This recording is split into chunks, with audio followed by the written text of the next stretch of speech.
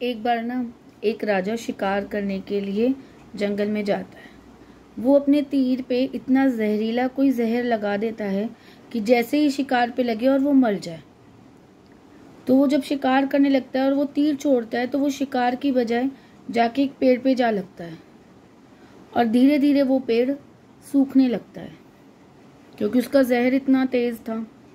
उस पेड़ पे ना बहुत सारे तोते रहते होते हैं।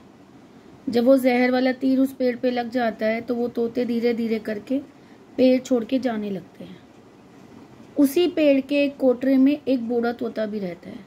वो बूढ़ा तोता थोड़ा धर्म कर्म वाला होता है, परमात्मा प्रभु पे बहुत विश्वास करता है। बस एक वो ही तोता होता है जो नहीं छोड़ के जा रहा होता है। वो अपना दाना लाता और वापस अपने कोटर यानी वो पेड़ पे एक छोटा सा होल टाइप होता है उसमें ही वो बसेरा करता है। तो उस पे आता और बैठ जाता और वहीं रहता। अब उस पेड़ पर रोज कोई ना एक या दो तोते होते थे और एक वो होता था और धीरे धीरे सभी छोड़कर जा ही रहे थे। वो लास्ट के जो 2-3 तोते बचे थे वो भी उनको समझा रहे हैं कि चलो यहाँ से, यहाँ कुछ नहीं रखा। रोज कोई ना कोई उसको समझा रहा है पर वो बूढ़ा तोता उस पेड़ को छोड़ने को तैयार ही नहीं होता। अब ये बात राजा इंद्रदेव को पता चल जाती है। अब इंद्रदेव जी खुद आते हैं और उस बूढ़े को तोते को समझाने कि अब इस पेड़ में कुछ नहीं रखा क्योंकि इसका जहर धीरे धीरे तुम्हें भी इस प्रकोप में ले सकता है।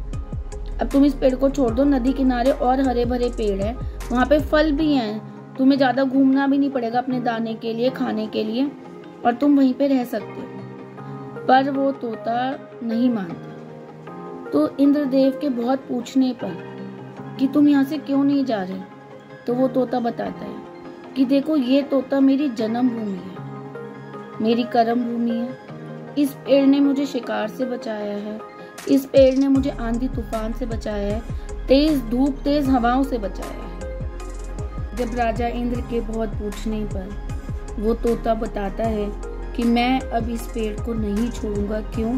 क्योंकि ये मेरी जन्म भूमि है, मेरी कर्म भूमि है। मैंने यहाँ सारा बचपन से लेके बुढ़ापा गुजारा है। इस पेड़ ने मुझे शिकार से, आंधी तूफान से, तेज हवाओं से, तेज बारिश से, तेज धूप से बचाया है, भूखे प्यासे रहने से बचाया है। और अब इसका अंतिम क्षण चल रहा है। मैं इसका अंतिम क्षण में साथ कैसे ना दूं जब इसे सबसे ज्यादा जरूरत हमारी है।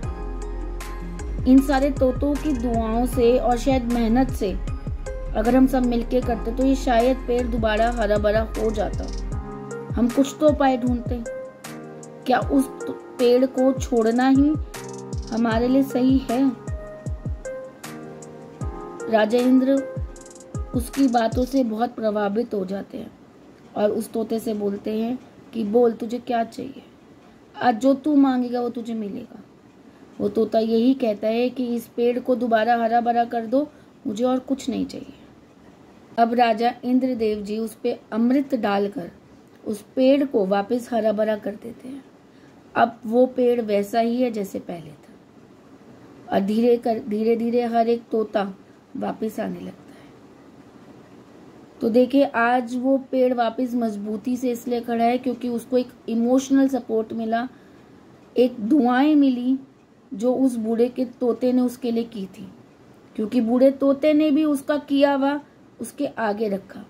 तो देखो ये बात तो फैक्ट है, जैसा हम करते हैं वैसा ही हमें मिलता है, जो बोओगे वो ही पाओगे।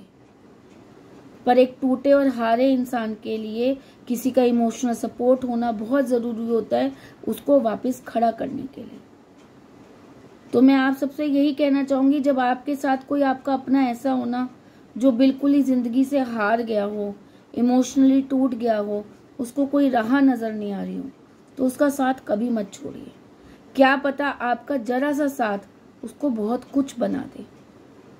और एक कमजोर हारे हुए इंसान को तो कभी भी नहीं छोड़ना चाहिए, क्योंकि कमजोर इंसान को सबसे ज्यादा मजबूती की जरूरत होती है और वो उसे वही इंसान दे सकता है जो उसके साथ खड़ा है।